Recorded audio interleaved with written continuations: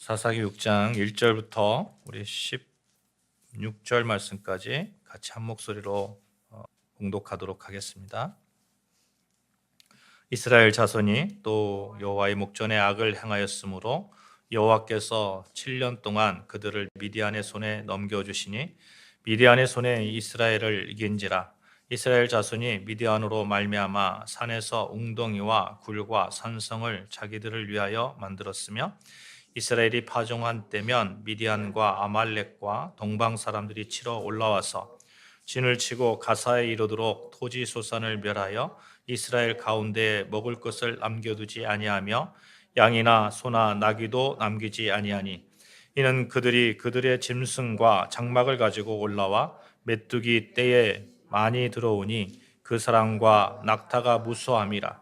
그들이 그 땅에 들어와 멸하려 하니 이스라엘이 미디안으로 말미암아 궁핍함이 심한지라. 이에 이스라엘 자손이 여호와께 부르짖었더라.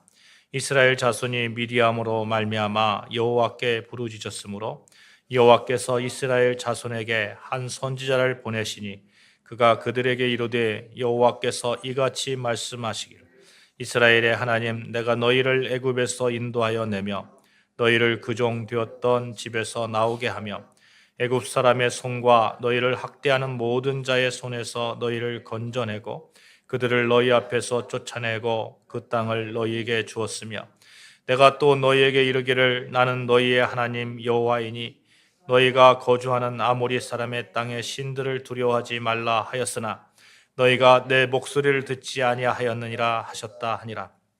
여호와의 사자가 아비에셀 사람 요아스에게 속한 오브라에 이르러 상수리 나무 아래에 앉으니라.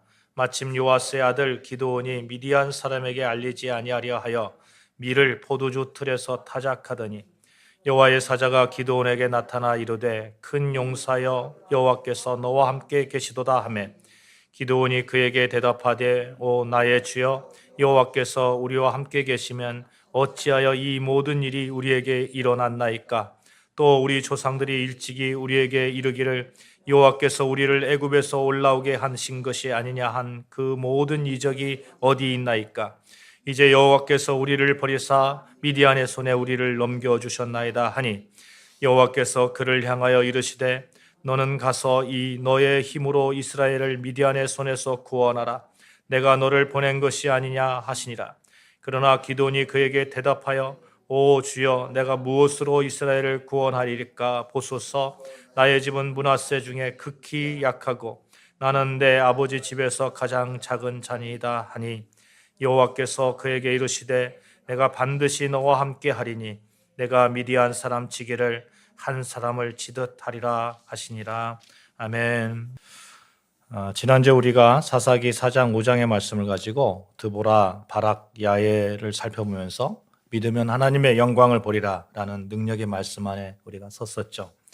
그 가운데 우리는 주님과 함께라면 무엇이든지 할 수 있다는 믿음, 또 환경을 극복하는 믿음, 행동하는 믿음이 얼마나 중요한지 또한 은혜를 나누었습니다. 여러분, 행동하는 사람들, 행동하는 믿음을 가진 사람들이 참 많이 있습니다.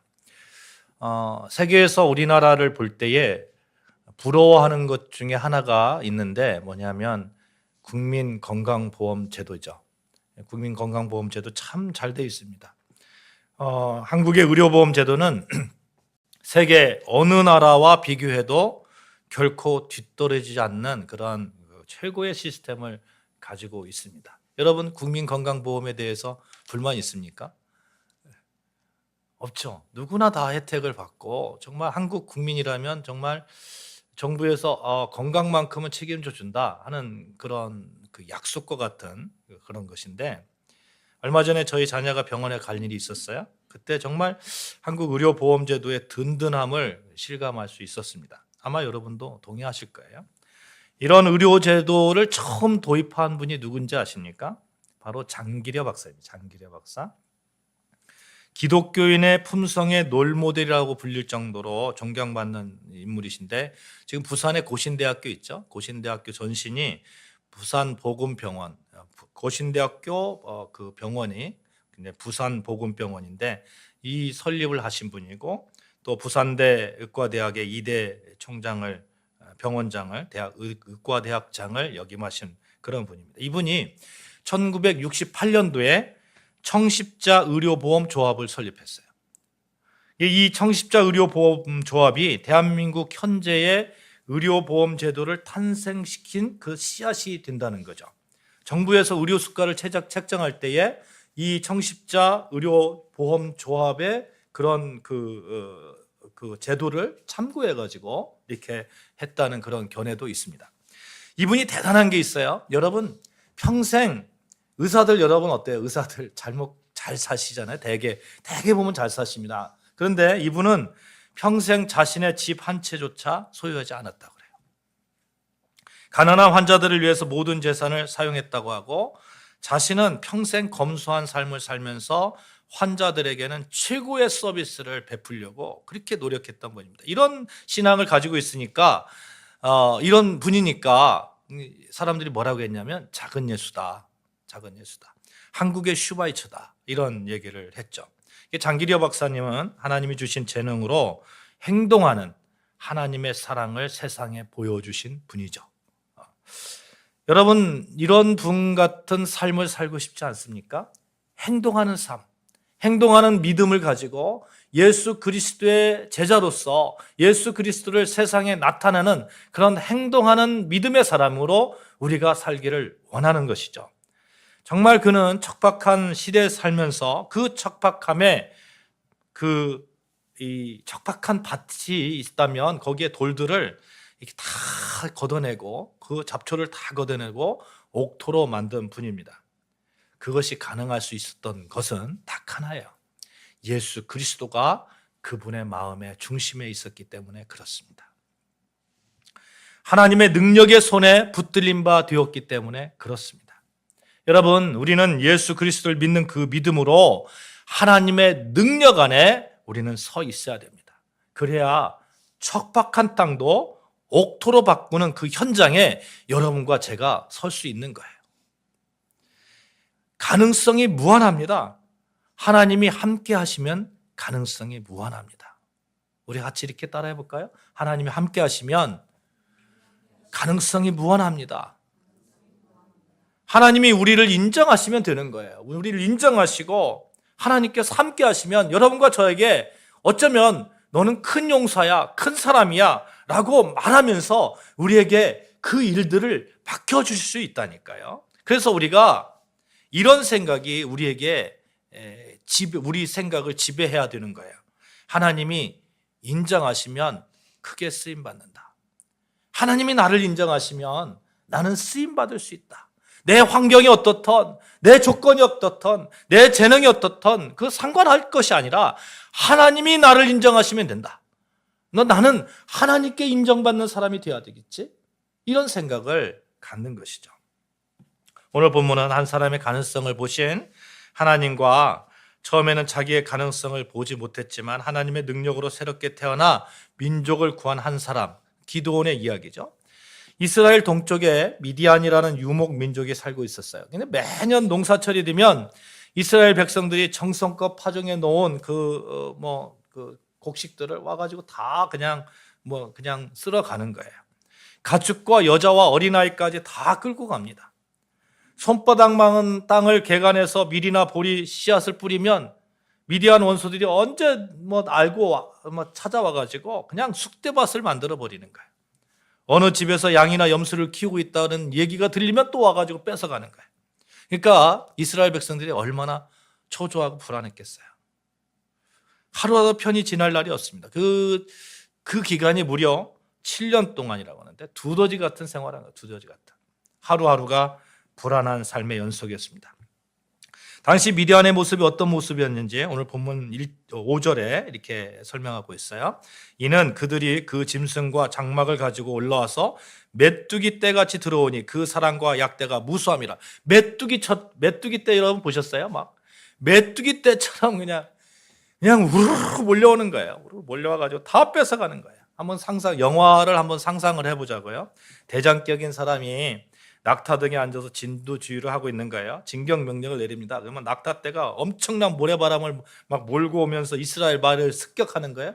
그래서 다 뺏어가는 거예요. 여자도 잡아가고 어린아이도 잡아가고 곡식 다 뺏어가고 불 지르고 수만 명의 그 미디안 사람들, 메뚜기 떼 같은 그 미디안 사람들이 그렇게 이스라엘 막 침공한다고 생각을 해보십시오.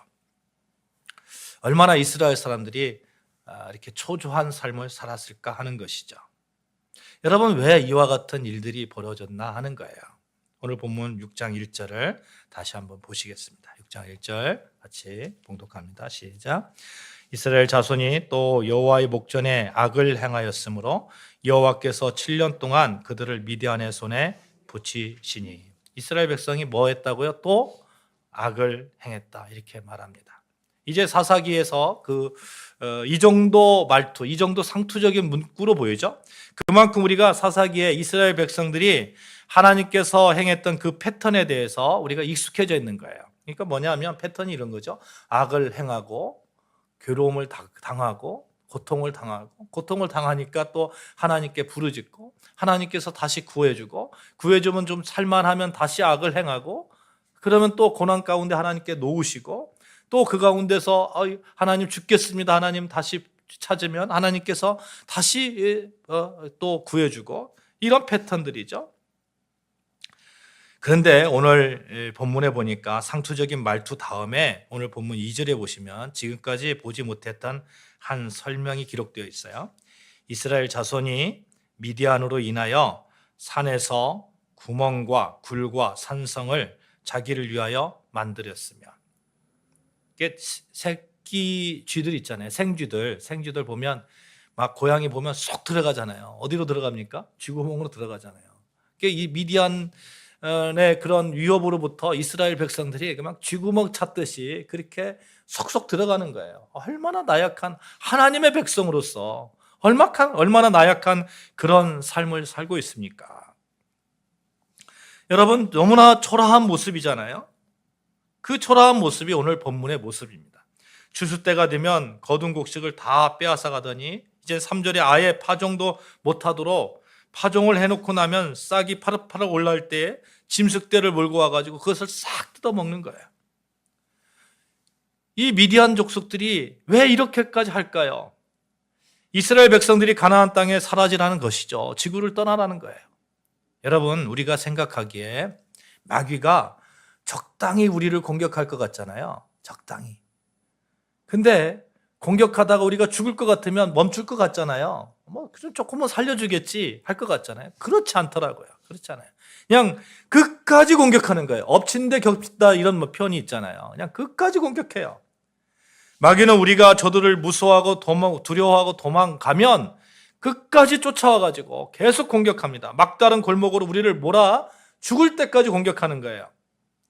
우리가 인생의 위기를 만나고 어려움을 겪을 때에, 그래서 도망가면 안 되는 거예요.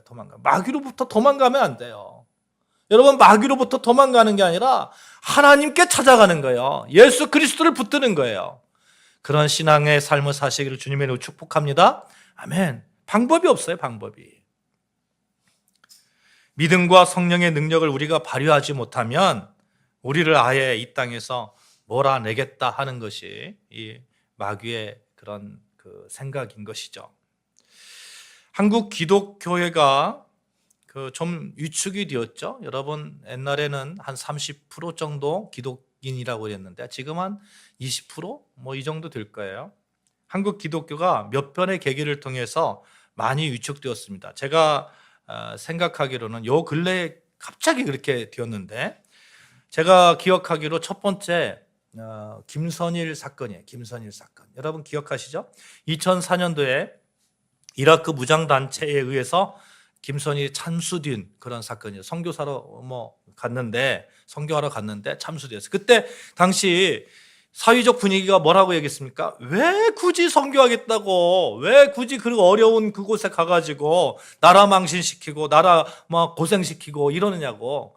얼마나 기독교인들을 막 그렇게 욕을 했습니까?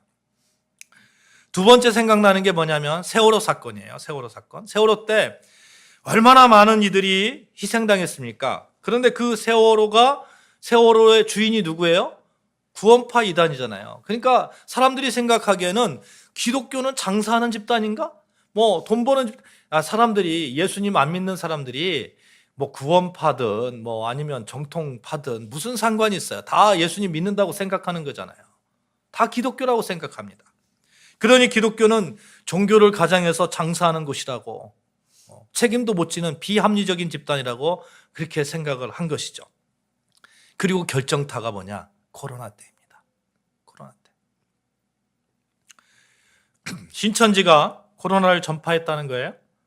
지금도 생각해보면 무슨 일이죠? 무슨 일입니다. 어찌되었던 수많은 사람들이 이미지 속에 기독교는 비합리적이고 장사성이고 안하무인이고 뭐 이렇게 몇 번의 굵직한 그런 사건들이 왔습니다. 또 코로나를 통해서 그 기회를 통해서 교회를 떠난 사람들도 참 많이 있어요.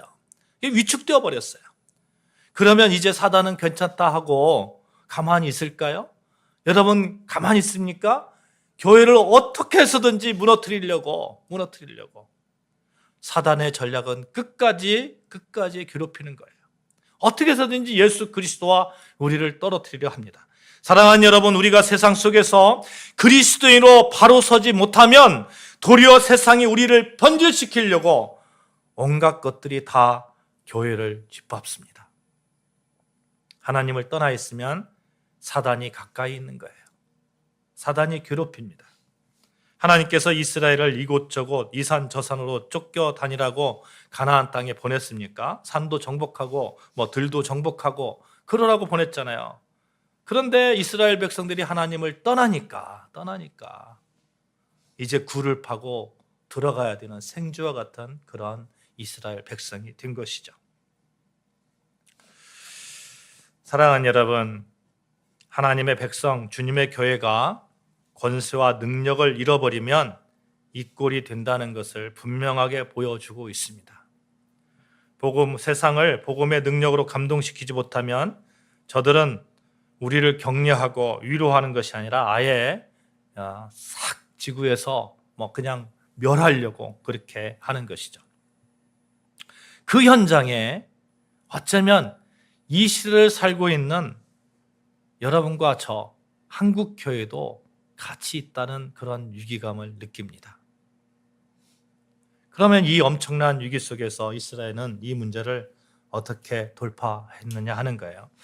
자신의 힘으로 도저히 어떻게 할 수 없으니까 이스라엘이 그때마다 부르는 거 있죠? 여호와 하나님께 부르짖더라. 여호와 하나님께 부르짖더라. 사람들은 자신이 미약할 때에 하나님을 찾습니다. 그렇죠? 그러니까 하나님을 찾지 않는 것은 잘 먹고 잘 사는가 봐요. 잘 먹고 잘 사는가 봐요. 근데 뭔가 일이 잘 안 풀리고 자신이 강한 것 같은데 약해지고 이러면 하나님을 찾게 돼요. 신을 찾게 됩니다. 그래서 C.S. 루이스라는 분이 이런 얘기를 했거든요. 고난이란 무엇인가? 고난은 하나님의 확성기이다. 고난은 하나님의 확성기이다. 하나님께서 확성기로 사람의 귀에 대고 큰 소리로 말씀하시는 거예요. 뭐라고? 정신 차리라고. 영적으로 거듭나라고. 다시 회복하라고 그렇게 말씀하는 것입니다. 이제 이스라엘 백성들이 고난을 당하니까 하나님을 향해서 눈을 드는 거죠. 하나님, 저 좀 살려주세요. 오늘 본문 6장 7절 말씀을 보시면 부르짖었다라는 말이 두 번씩이나 반복적으로 등장하고 있어요. 그만큼 고통이 심했다는 얘기죠. 이 예체로운 기도를 들으시고 하나님께서 어떻게 응답하셨는가 봐요. 8절 보시면 여호와께서 이스라엘 자손에게 선지자를 보내시니 이름 없는 선지자, 무명의 선지자를 이스라엘 땅에 보내셨죠.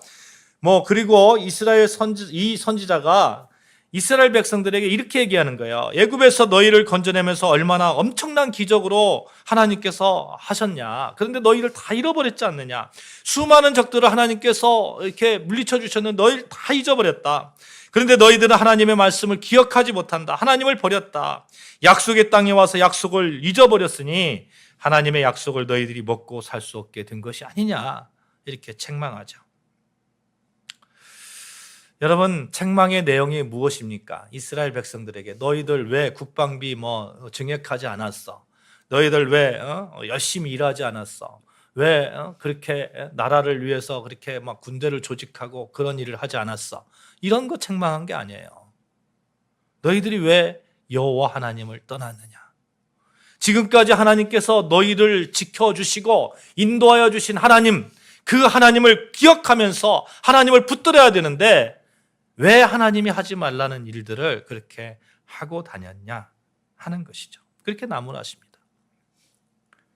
사랑하는 여러분, 우리는 하나님의 사람입니다. 하나님의 사람은 하나님의 가치, 예수 그리스도의 진리 안에서 행해야 될 줄로 믿습니다. 아멘.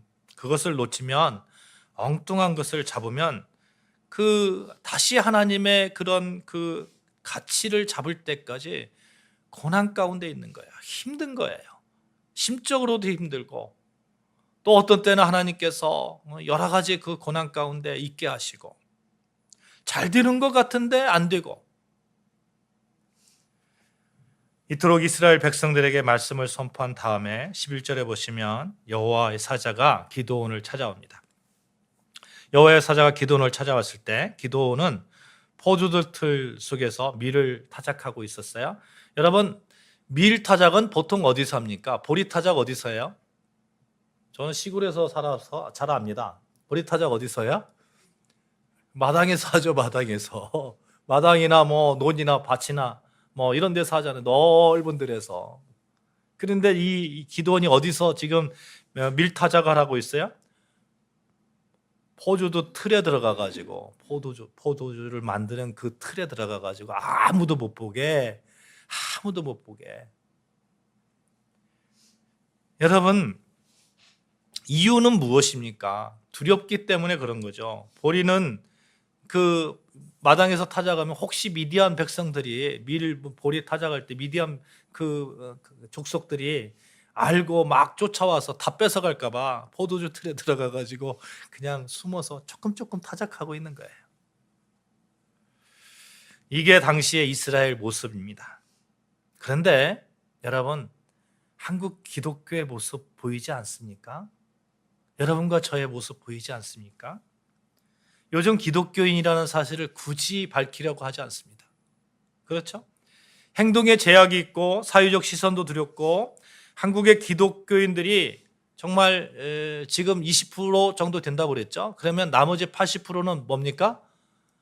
기독교인이 아니잖아요. 그러니까 10명 중에 8명 만나면 내가 기독교 얘기를 하면 반감을 갖는다니까요. 그러니까 얘기를 않는 거예요. 학교에서도 뭐 대학교에서도 밥 먹을 때 기도하면서 밥 먹는 학생들 많이 봤습니까? 별로 없죠. 별로 없어요. 왜? 기도하면 그 다음부터 너 교회 다니니? 그 다음엔 그 시선을 보게 되고, 그러면 뭔가 변명해야 될 것 같고, 뭔가 이야기해야 될 것 같고, 그렇게 해야 될 것 같고. 이게 한국 기독교의 현재 모습입니다. 너무 초라하지 않아요? 그런데 또 어떤 분은 이런 말씀도 하시더라고요. 기독교가 30% 40% 되면 타락해서 안 된대요. 20%가 딱 좋대요. 20%에 정말 잘 훈련된 그리스도인, 이 사람들이 있다면, 우리 아름다운 교회에 의인 10명만 있다면 세상에 두려울 거 없는 거예요. 여러분과 제가 그런 분이 되기를 주님의 이름으로 축복합니다. 아멘. 정말 어려운 그런 한국 기독교의 상황 속에서 예수님을 잘 믿는 그 한 사람이 여러분과 제가 되기를 바라는 거예요. 그런데 이렇게 보리타작을, 밀타작을 포도주 틀에서 하고 있는 그 기도원을 향해서 여호와의 사자가 뭐라고 말씀하는가 하는 거예요. 큰 용사여, 큰 용사여, 여호와께서 너와 함께 계시도다. 아멘. 여호와가 함께 계시면 어떤 사람이라고요? 큰 용사가 된다는 거예요. 큰 용사가. 이제 분명해집니다.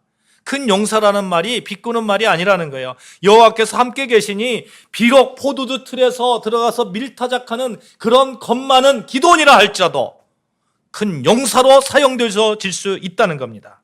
기드온에게 뭐가 잘난 것이 있어서 타고난 용사 기질에서 이렇게 부르신 것이 아니에요. 하나님께서 큰 용사로 쓰시겠다고 하는 거예요. 사랑하는 여러분, 여러분과 저를 향해서 하나님께서 큰 용사로 쓰시겠다는 그런 하나님의 음성이 있기를 주님의 이름으로 축복합니다. 이왕이면 그리스도인으로 살면서 그렇게 하나님께 쓰임받는 자가 되어야 되지 않겠습니까? 이스라엘에 꽤나 힘쓰는 사람들 많았을 거예요. 지식이 있는 사람도 많았을 거예요. 그런데 하필 기드온에게 찾아와가지고 기드온의 그 전에 무슨 어떤 업적이 있었습니까? 그런 업적 성경 기록되어 있잖아요. 어느 날 갑자기 찾아온 거예요. 사사기 6장 15절 보면 기드온이 뭐라고 대답하느냐 하는 거예요. 주님, 제가 어떻게 그런 일을 할 수 있겠습니까? 나의 집은 므낫세 중에서 극히 약하고 나는 내 아비 집에서 제일 작은 자니이다. 나의 집은 므낫세 중에서 극히 약하고 우리 집은 잘 먹고 잘 살지도 않고요. 그 가운데 우리 집에서도 내가 제일 못났어요. 이런 얘기잖아요. 이런 얘기. 기드온은 별로 유력한 가문의 그런 사람이 아니에요. 별로 잘난 것이 없어요. 그런데 하나님께서 선택하시니까 하나님의 일을 하는 일에 쓰임받았다는 거예요. 그런 눈으로 성경을 바라보면 성경에 나타나는 수많은 사람들 있잖아요. 수많은 신앙의 거장들이 처음에는 어떻게 보면 다 무력한 사람이고 다 무능한 사람들인 그런 경우도 상당히 많아요. 하나님이 그를 붙드시니까 무능한 자가 유능한 자가 되었고 별 볼 일 없는 자가 정말 유능한 사람이 되었고 능력 없는 사람이 역사를 만드는 가는 그런 사람으로 변화된 거예요. 그래서 여러분과 저는 귀한 거예요.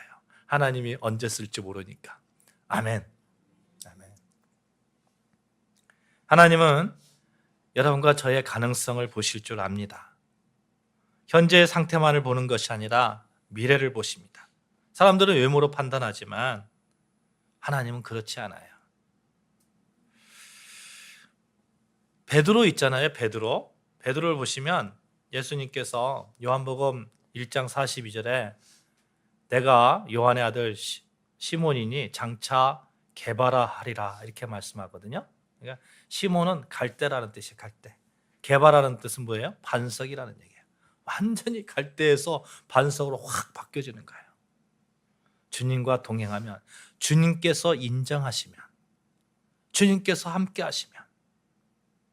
하나님께서 기드온을 부르시니까 기드온은 아비 집에서 제일 작은 자라고 했는데 그런 자임에도 불구하고 하나님께서 쓰시니까 멋지게 쓰임받는 것을 보게 됩니다.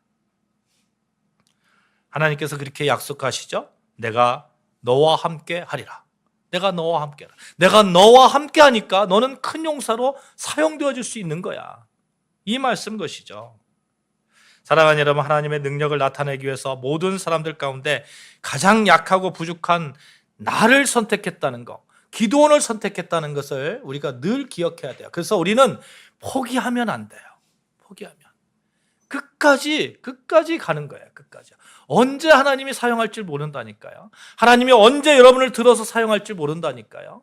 지금 환경이 아무리 어렵더라도, 아무리 내가 포도주 틀에 들어가가지고 밀을 타작하고 있는 그런 상황이라 할지라도 하나님께서 나를 들어서 사용할 수 있구나 하는 그 믿음으로 오늘을 당당하게 살아가는 거예요. 세상 속에 나아가서 나는 그리스도인입니다. 당당하게 말하면서 살아가는 거예요.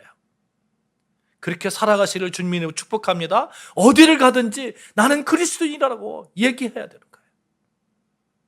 그렇게 당당하게. 기드온이 얼마나 약한 사람인지 한번 볼까요? 기드온은요, 그렇게 하나님께서 말씀하시는데도 이렇게 얘기하는 겁니다. 하나님, 증거를 보여주세요. 증거를. 하나님께 나와 함께하는 증거를 보여주세요. 그래서 사사기 6장 19절 20절 보면 기드온이 염소 새끼와 떡 그리고 양푼에 담은 국 한 그릇을 예물을 바쳐고 하나님의 천사가 지팡이를 내밀어 불로 태우는 그 광경, 이만하면 증거가 되잖아요. 증거가 되는데 하나 더 보여주셔야 되겠는데요? 이러면서 36절, 38절에 보시면 양털 한 뭉치를 땅에 갖다 놓고 이렇게 얘기하는 거예요. 하나님, 나와 함께 하시면 이슬이 이쪽에 내리게 하시고 그렇게 다른 쪽에는 안 내리게 하세요. 이렇게 얘기하는 거예요. 그러니까 양털 한 무치를 놓고 하나님 이쪽에다 이슬이 내리게 하시고 이쪽은 안 내리게 해주세요. 그러면 내가 믿겠어요? 그러니까 하나님 그렇게 해주세요. 그러니까 이것도 또 못 믿어요. 그러니까 그 다음에는 하나님 그러면 이제 반대로 이쪽은 이슬이 안 오고 이쪽은 하게 해주세요. 이렇게 얘기하는 거예요. 그 정도로 기드온이 약한 사람이에요. 약한 사람이에요.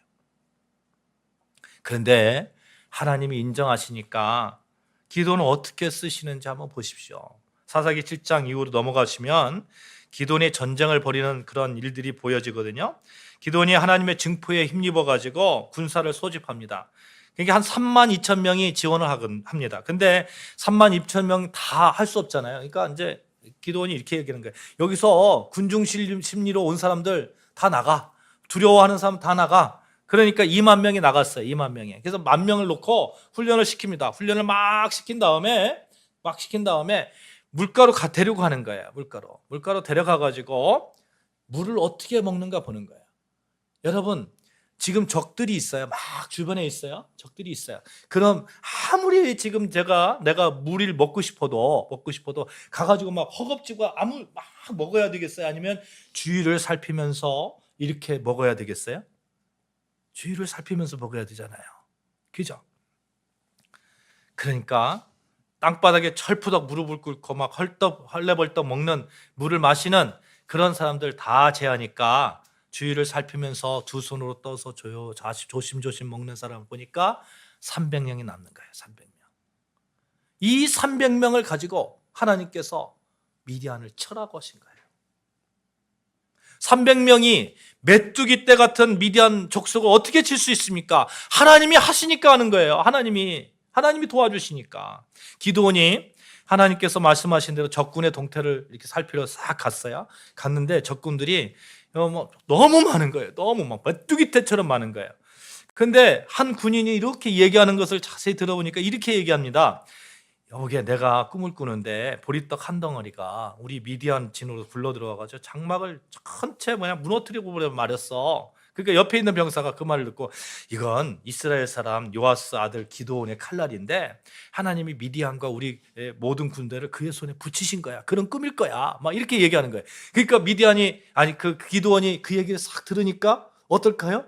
용기가 막 확 올라오잖아요. 용기가 올라오니까 300명 용사를 세 부대로 나눠서 각기 한 손에는 나팔을 들게 했어요. 다른 손에는 횃불이 감친 빈 항아리를 들게 하고 가면서 항아리를 깨면서 막 소리를 지르면서 가는 거예요. 그러니까 미디안의 족속들이 자기들끼리 막 이스라엘 군대가 막 엄청난 군사가 밀려오는 것처럼 느껴지니까 자기들끼리 치고 싸우고 막 이러면서 다 무너져 버린 거예요. 다 무너져. 누가 하신 거예요? 하나님이 하신 거예요. 이스라엘 백성들이 칼을 들고 가지고 막 쳤습니까? 아니에요. 그렇지 않습니다. 미디안의 군사가 13만 5천입니다. 13만 5천. 13만 5천 대 300이면 몇 대 몇이에요? 450대 1. 450대 1. 맞나요? 아무튼 계산을 해보세요. 네, 계산을 해보세요. 아무튼 그 정도 되잖아요. 그런데 여러분 성경에 보니까 한 사람을 치듯이 이렇게 얘기합니다. 한 사람을 13만 5천 명을 정말 게임이 안 되잖아요. 게임이 안 되는데 한 사람을 치듯이 그렇게 하나님께서 기드온을 축복해 주시고 기드온을 사용해서 이스라엘 백성을 구해 주신 거예요. 사랑하는 여러분, 기드온이 큰 승리를 거두고 돌아올 때 이스라엘 백성들이 뭐라고 했겠어요? 우리의 왕이 되어주세요. 그러니까 기드온이 이렇게 얘기합니다. 내가 너희를 다스리지 아니하겠고 나의 아들도 너희를 다스리지 아니할 것이요 여호와께서 너희를 다스릴 것이니라. 아멘. 이렇게 할 수 있었던 이유가 기드온이 애초에 어떤 사람이라고요? 작고 작은 사람이에요. 하나님, 나는 너무너무 작은 사람이야. 하나님께서 도와주셔야 되는 사람입니다. 그런 고백이 있을 때에, 우리가 어떠한 큰 일을 하나님께서 나를 사용하셔서 큰 일을 했을 때에 내 공으로 돌리지 않고 하나님께 다 영광을 돌리는 거죠. 사랑하는 여러분, 여러분과 제가 하나님께 사용되어지는 그런 축복이 있기를 축복합니다. 어떠한 시련이 와도, 또 어떠한 고난이 와도, 어떠한 압박이 와도 겁낼 것이 없어요. 또 기독교가 좀 이 땅에서 지금 많이 이렇게 좀 쇠퇴했다고 하더라도 겁낼 것도 없습니다. 여러분과 저가 있으면 되는 거예요. 하나님이 여러분과 저를 사용하면 되는 거예요. 그 사용 가운데 우리가 어떤 큰 일을 행했을 때에 오직 그 영광을 하나님께만 이렇게 올려드리는 여러분과 저 멋진 그리스도인 되시기를 주님의 이름으로 축복합니다. 아멘. 기도하시겠습니다.